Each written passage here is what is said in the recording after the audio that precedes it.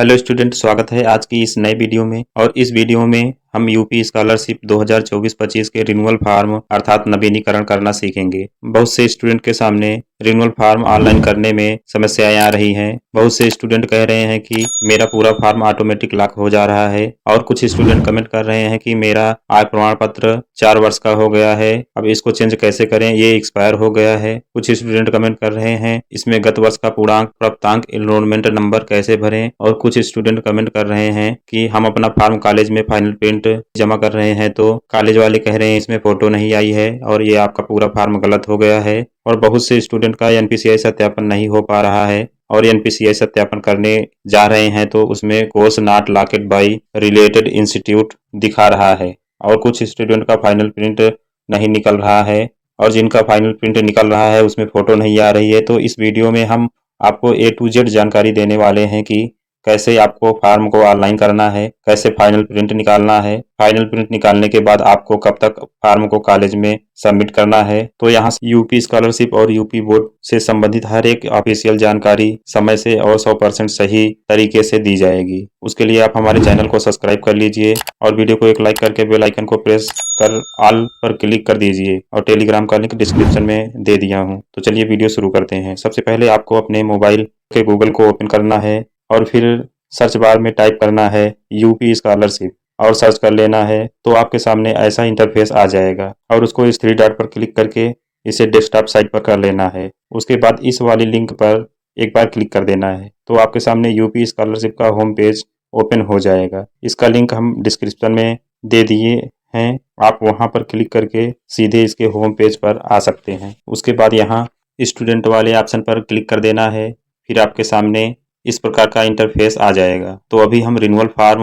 भरने जा रहे हैं, तो हमें रिन्यूअल लॉगिन वाले ऑप्शन पर 2 सेकंड तक प्रेस किए रहना है, तो आपके सामने ऐसा इंटरफेस आ जाएगा। उसके बाद जहां तक यह व्हाइट पेज दिख रहा है, इसको छोड़कर कहीं भी एक बार आपको टच कर देना है, तो यह हट जाएगा और आपके सामने ऐसा इंटरफेस आ जाएगा। और यहाँ आपको 4 ऑप्शन देखने को मिलेगा। सबसे पहला option pre matric student login, इस पर क्लिक करके अपना फॉर्म लॉगिन करके कक्षा 10 के स्टूडेंट अपना फॉर्म भर सकते हैं। अगर अभी तक आप फॉर्म नहीं भरे हैं तो फॉर्म कैसे भरा जाता है उसका लिंक डिस्क्रिप्शन में दे दिया हूँ, वहां से आप देखकर अपना फॉर्म भर लीजिए। फिर दूसरा ऑप्शन आपको यहाँ देखने को मिल रहा होगा इंटरमीडिएट स्टूडेंट लॉगिन, तो इस पर क्लिक करके कक्षा 12 के स्टूडेंट अपना फॉर्म भर सकते हैं, ये कक्षा 12 वालों के लिए है। फिर आपको उसके नीचे post matric other than inter student login का ऑप्शन देखने को मिल रहा होगा, तो इस पर क्लिक करके यूजी पीजी डिग्री डिप्लोमा यानी BA BSc BCom MA MSc BEd DElEd ITI polytechnic nursing diploma D pharma B pharma यानी कक्षा 12 के बाद आप जितने भी कोर्स कर रहे हैं वो सभी student post matric other than inter student login पर क्लिक करना है। क्लिक करके अपना फॉर्म भर सकते हैं। इस बार कक्षा 12 और उससे ऊपर सभी कक्षा का रिन्यूअल फॉर्म भरने का तरीका सेम है। हाँ, अगर आप अदर स्टेट से हैं तो चौथे वाले ऑप्शन को सिलेक्ट करके अपना फॉर्म लॉगिन करके आप भर सकते हैं। तो मैं अभी बीएससी सेकेंड ईयर का फॉर्म भरने जा रहा हूं, तो इस तीसरे वाले लिंक पर एक बार क्लिक कर दूंगा, तो आपके सामने ऐसा इंटरफेस आ जाएगा। तो यहाँ आपको आवेदन के प्रकार में नवीनीकरण अर्थात रिन्यूअल देखने को मिलेगा। उसके नीचे पाठ्यक्रम का प्रकार में post matric other than inter देखने को मिलेगा। फिर उसके नीचे रजिस्ट्रेशन संख्या भरें 2023-24 का, तो आपको पिछले वर्ष का स्कॉलरशिप का रजिस्ट्रेशन नंबर भर देना है। फिर उसके बाद यहाँ अपनी जन्मतिथि भर लेना है। उसके बाद अपना पासवर्ड भर लेना है। अगर पासवर्ड भूल गए हैं तो यहाँ forget password for post matric पर क्लिक करके पासवर्ड प्राप्त कर लेना है। पासवर्ड कैसे प्राप्त करते हैं इसका वीडियो डिस्क्रिप्शन में दे दिया हूँ। उसके बाद कैप्चर कोड भर देना है। तो चलिए सारी चीज़ें फिलअप करके सबमिट पर क्लिक कर देते हैं, तो आपका फॉर्म लॉगिन हो जाएगा। और यहाँ पर उत्तर प्रदेश अन्य प्रदेश में अध्ययनरत छात्र छात्राओं के लिए ऑनलाइन छात्रवृत्ति प्रबंधन प्रणाली सत्र 2024-25 नवीनीकरण देखने को मिलेगा, और यहाँ केवल आपको रजिस्ट्रेशन पर ग्रीन टिक लगा मिलेगा, बाकी सभी ऑप्शन पर आपको ग्रीन टिक नहीं लगा मिलेगा।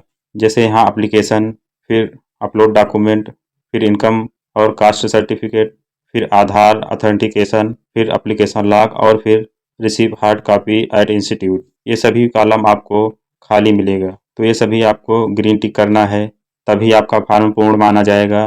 तो इसके लिए हमें यहाँ ऊपर 3 लाइन दिख रही होगी, इस पर हमें एक बार क्लिक कर देना है, तो ऐसा इंटरफेस देखने को मिलेगा।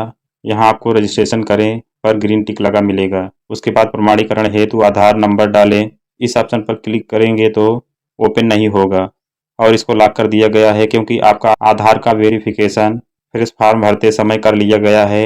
अगर आपने आधार में कुछ करेक्शन वगैरह कराया होगा तो हो सकता है कि आपका यह ऑप्शन प्रमाणीकरण के लिए ओपन हो, नहीं तो नहीं होगा।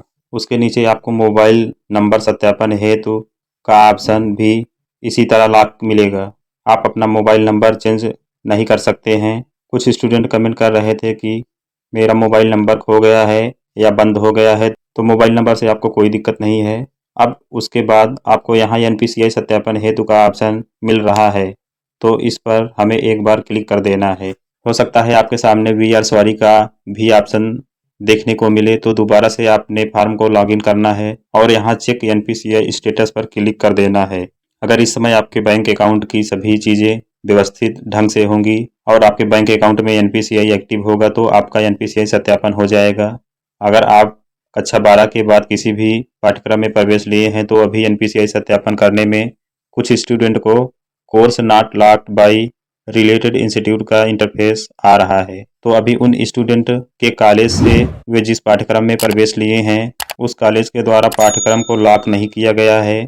जैसे ही लॉक हो जाएगा आपका भी एनपीसीआई सत्यापन हो जाएगा। तो चलिए हम चेक एनपीसीआई स्टेटस पर क्लिक कर देते हैं, तो एनपीसीआई सत्यापन हमारा हो जाएगा और फिर से हमें इस 3 डॉट पर क्लिक कर देंगे। तो अब आप यहाँ देखेंगे कि रजिस्ट्रेशन से लेकर फोटो अपलोड करे तक का ऑप्शन ग्रीन टिक होकर लॉक हो चुका है। पिछले वर्ष हम यहाँ नवीनीकरण आवेदन पत्र को संशोधित करे ऑप्शन पर क्लिक करते थे तो ये ऑप्शन हमारा खुल जाता था और यहाँ से हम अपना गत वर्ष का पूर्णांक, प्राप्तांक, एनरोलमेंट नंबर, रिफंडेबल अनिवार्य शुल्क, एडमिशन डेट, ये सभी चीज़ें उसमें भर कर सबमिट कर देते थे और यहाँ से जांच हेतु आवेदन प्रिंट करें ऑप्शन पर क्लिक करके चेक कर लेते थे और जो भी गलती रहती थी उसको फिर से सुधार कर लेते थे। लेकिन इस बार क्या है, जैसे ही हम एनपीसीआई सत्यापन कर रहे हैं, एनपीसीआई सत्यापन होने के बाद से हमारा पूरा फॉर्म लॉक हो जा रहा है, लेकिन कुछ स्कूल वाले स्टूडेंट को बता रहे हैं कि अभी वेबसाइट को अपडेट किया जा रहा है और वेबसाइट सही तरीके से वर्क नहीं कर रही है, इस कारण से आपका फॉर्म लॉक हो जा रहा है। और कुछ स्टूडेंट अपने फॉर्म का फाइनल प्रिंट निकाल कर कॉलेज में जमा कर रहे हैं तो कॉलेज वाले बता रहे हैं आपका फॉर्म गलत हो गया है, इसमें पूर्णांक, प्राप्तांक, एनरोलमेंट नंबर, प्रवेश तिथि भरकर कॉलेज में ले आओ। तो मैं आपको बता देना चाहता हूँ ऐसा कुछ भी नहीं है। अभी हम समाज कल्याण विभाग द्वारा रिन्यूअल फॉर्म कैसे भरा जाएगा उसके लिए जो नोटिस जारी की गई है उसको इस वीडियो में आगे दिखाने वाले हैं। उससे पहले यहाँ संस्था हेतु आवेदन प्रिंट करें वाले ऑप्शन पर एक बार क्लिक कर देना है तो आपका फॉर्म का फाइनल प्रिंट निकल आएगा। और अगर आप कक्षा 12 के एससी, एसटी और जनरल के स्टूडेंट हैं तो आपका फॉर्म का फाइनल प्रिंट करने पर वी आर सॉरी का एरर देखने को मिल रहा है, तो आपको भी परेशान अभी नहीं होना है। आपका भी फाइनल प्रिंट 4 से 6 दिनों में निकलने लगेगा। जब दोबारा से अपना फॉर्म लॉगिन करेंगे तो यहाँ पर आप देख रहे होंगे तो आपका फॉर्म का स्टेटस पेंडिंग दिखा रहा होगा। तो जब आप अपना फॉर्म कॉलेज में जमा करेंगे और कॉलेज से आपका फॉर्म फॉरवर्ड कर दिया जाएगा तो आपका फॉर्म का स्टेटस वेरीफाई हो जाएगा। जब हम फॉर्म का फाइनल प्रिंट करते हैं तो यहाँ पर दसमोत्तर छात्रवृत्ति व शुल्क प्रतिपूर्ति नवीनीकरण हेतु ऑनलाइन आवेदन पत्र का विवरण सत्र 2024-25 दिख रहा है। उसके नीचे आपको शिक्षण संस्थान में जमा करने हेतु देखने को मिल रहा होगा। फिर छाप तारीख यहाँ पर देखने को मिल रही होगी। फिर उसके बाद इसमें कुछ चीज़ें आपको परिवर्तित मिलेंगी जैसे कक्षा का वर्ष एवं अवधि और आप किस कक्षा में हैं तो आप जिस भी कक्षा में हैं उसका वर्ष और अवधि चेंज हुआ मिलेगा और इसमें आपको कुछ भी चेंज नहीं मिलेगा। सारी चीज़ें जो आप पुराने फ्रेश फॉर्म भरते समय भरी थी वही सारी चीज़ें इसमें हैं, तो आपको घबराना नहीं है। कुछ स्टूडेंट का फॉर्म फाइनल प्रिंट करते समय फ़ोटो नहीं आ रही है तो फ़ोटो से आपके फॉर्म में कोई दिक्कत नहीं होगी। तो इसका फाइनल प्रिंट आपको अपने शिक्षण संस्थान में सभी डॉक्यूमेंट के साथ अंतिम तिथि के पहले जमा कर देना है।